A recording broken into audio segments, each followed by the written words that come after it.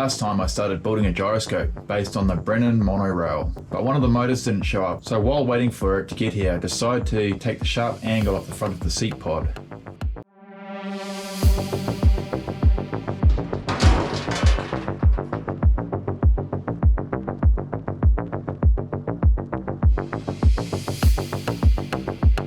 This is what it looks like without the seat pod in here. So while it's like this, I'll cut off any parts I don't need and get to the welds I can't get to.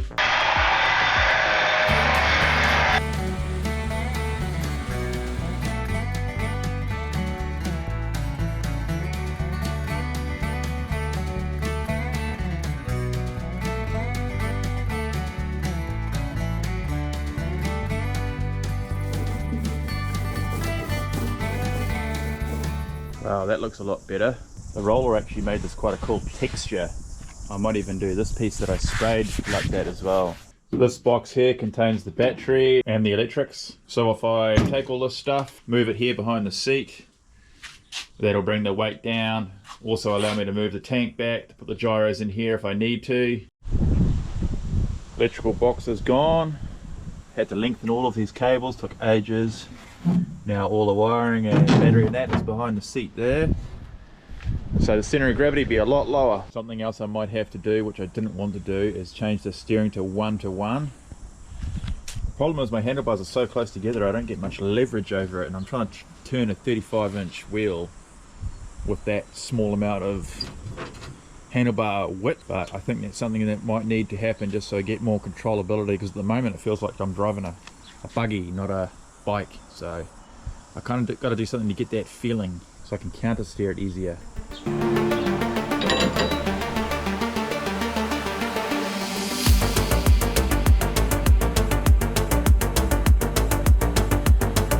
Just weld the little spacer onto there, and then my sprocket, hot, will weld onto there. Oh no, doesn't quite come apart. Yes, so easy. Not.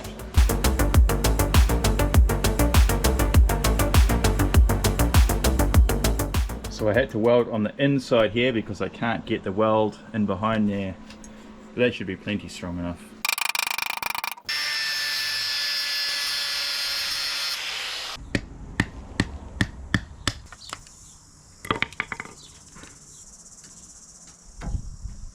Okay, we've got the 1-to-1 drive set up, shortened the chain. I've got an adjustment bolt here, so I've done it up as tight as I can really.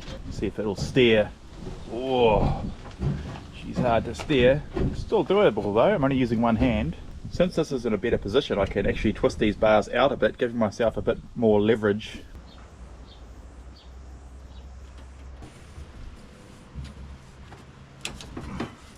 At this point, I start thinking about the two flywheels that will be spinning directly behind my head and worry what will happen in a crash. So I start thinking of a different option. So those little RC motorbikes actually have a flywheel inside the rear wheel.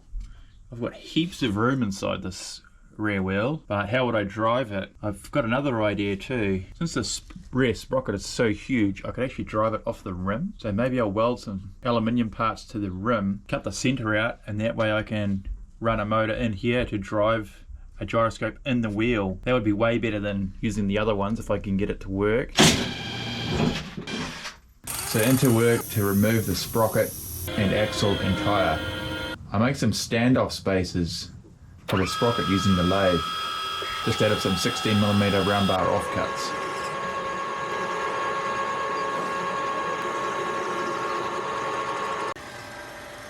I drill the new bolt pattern and make some aluminium tabs to weld to the rim. Then I set the whole lot up ready for welding using the AC TIG welder on about 200 amps as the rim sucks away a lot of the heat. Then it is time to go parts shopping at my favourite store. Everything in here is heavily discounted and the inventory has changed every week. The bearing looks perfect. I also grabbed this Hilux rim that I have to take apart.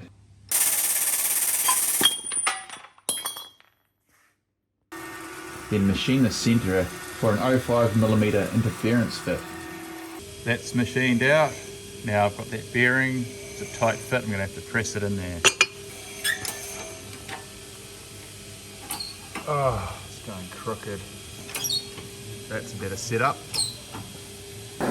Just giving this a preheat because I'm going to be welding a bearing race. I'm not supposed to really do. This will give it a fighting chance.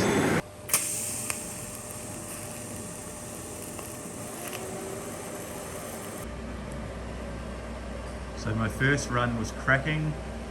I've gone over top of it and this run seems to be okay. See if it holds up and it cools down, see if it doesn't crack. It didn't crack, and I make sure it is running true by taking a light skim off the face. Got a problem here, this axle is way out of round, so I'm going to have to try and straighten it a bit. Okay, here we go.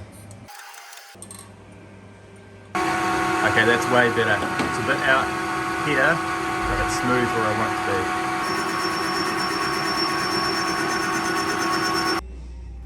The axle diameter wasn't enough to clean up, so I set it up to increase the diameter with the MIG welder. This machined well and made a good seat for the bearing. I put the tyre back on and take it home to seat it. Spray like heaps. Then do your thing quick.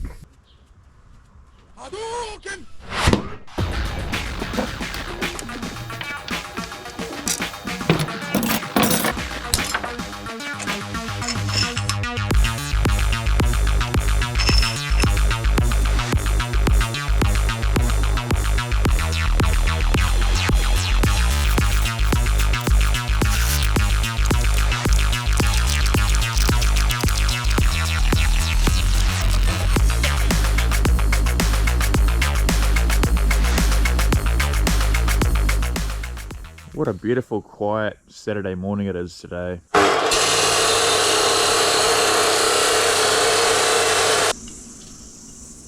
This motor is 12 volt, 150 watt. I made a bracket for it to bolt inside the wheel. I have a 3D printed piece mounted to the hub here, turns a gear, so hopefully this little motor's got enough power to run it.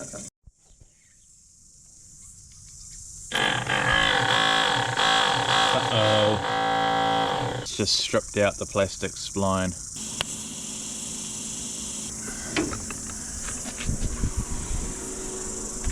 I've melted the sprocket into there and poured super glue around it.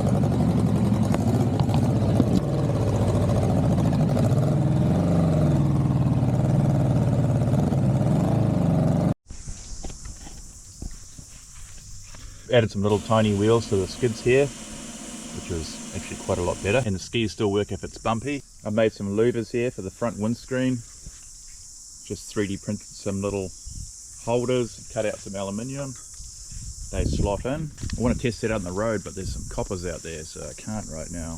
What do you think, Dad? Wow, awesome. It's really flat. So I'm out here now at my parents' orchard, so I can do a test ride, see if this thing works. Hey Judah, what do you think? Good. Pretty cool? Pretty cool. Okay, start the gyro and the back wheel.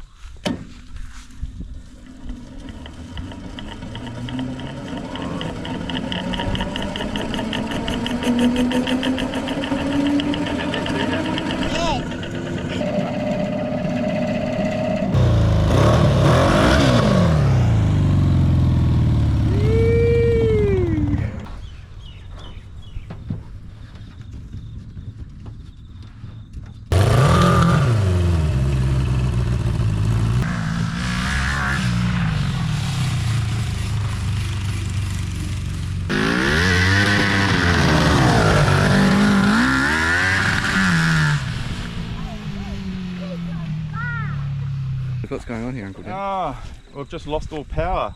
I don't know why. Engine power? Yeah, engine power, and also the switch is down too. I mean, my wiring is super dodgy. I think that. Okay, so whatever this thing is, I think it's a fuse of some sort. When I bridge this, it lights up again. So this here's the problem. Whatever this is, we need to take it out.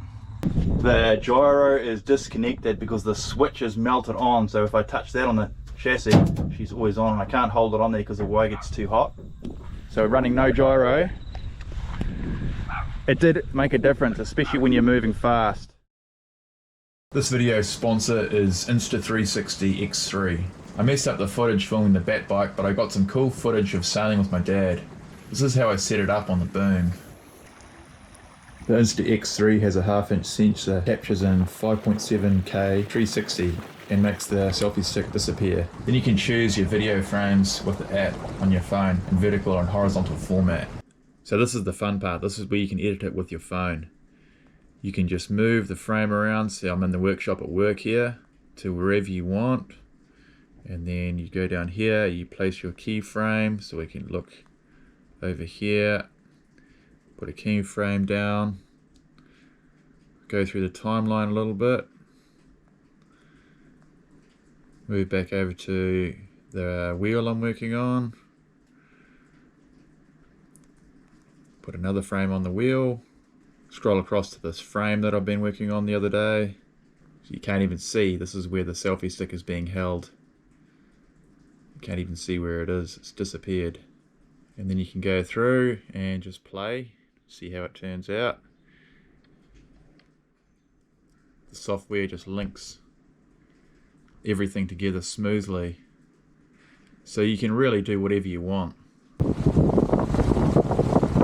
So filming when you're doing an activity is actually really difficult. A lot of people will use a drone, but you need someone to fly the drone because you're the one doing the activity that you're trying to film usually. You can crash them, they're expensive, they can't go in the rain.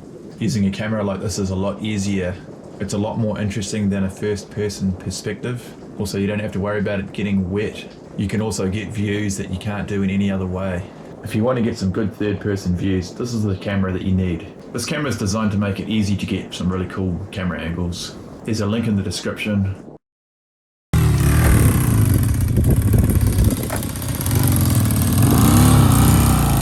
We got it running again badly. Only running on 2 cylinders, and it was not balancing well as the gyro wasn't on because it was melting all the wiring. I really need to learn more about electrical stuff as my projects seem to be needing it more and more.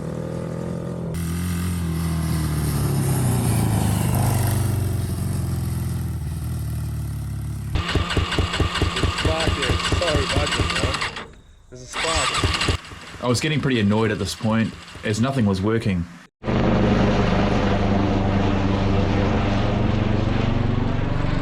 Then this helicopter flew over to a fatal car accident just 1 kilometre away from us. It put things into perspective how minor my problems really are. Oh, so Stephen's here is helping me trying to fix it. We're not getting spark. Something's going on and we're almost out of battery charge too, so we can't even crank it. So I think that's it for this test ride. That test ride didn't go quite to plan. The effects of the gyro were definitely working, but it was drawing a lot of power and it melted a lot of the wiring. Really spinning it at probably 3 times that fast would be good, like about 9,000 RPM, then I'd really start feeling the effects.